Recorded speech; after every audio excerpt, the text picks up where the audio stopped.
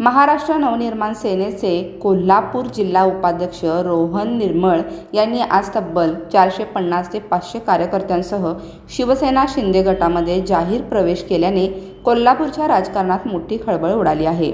गारगोटी येथील शिवसेना कार्यालयात झालेल्या या प्रवेश सोहळ्याला पालकमंत्री प्रकाश आंबेडकर, कोल्हापूर जिल्ह्याचे माजी खासदार संजय मंडलिक तसेच युवा सेना पश्चिम महाराष्ट्र निरीक्षक वीरेंद्र मंडलिक यांची प्रमुख उपस्थिती होती।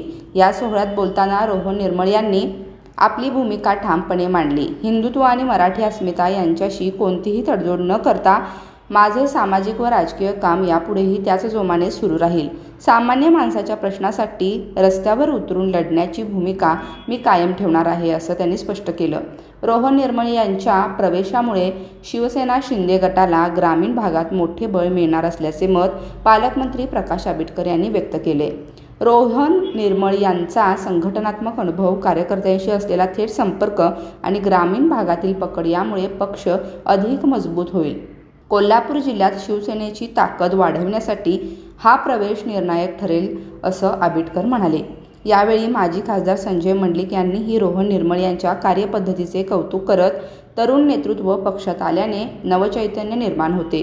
शिवसेना ही सर्वसामान्यांची बाजू घेणारी ताकद असून रोहन यांचा सहभाग या लढ्याला नवी दिशा देईल, असं सांगितलं। प्रवेश सोहळ्यानंतर कार्यकर्त्यांमध्ये उत्साहाचं वातावरण दिसून आलं। मोठ्या संख्येने कार्यकर्त्यांनी एकत्रित प्रवेश केल्याने आगामी स्थानिक राजकारणात शिवसेना शिंदे गट अधिक आक्रमक भूमिकेत दिसेल, अशी चर्चा राजकीय वर्तुळात सुरू आहे। एकूणच रोहन निर्मळ यांच्या या प्रवेशामुळे कोल्हापूर जिल्ह्यातील राजकीय समीकरणांना नवी कलाटणी मिळाल्याचं चित्र स्पष्टपणे दिसून आलं आहे।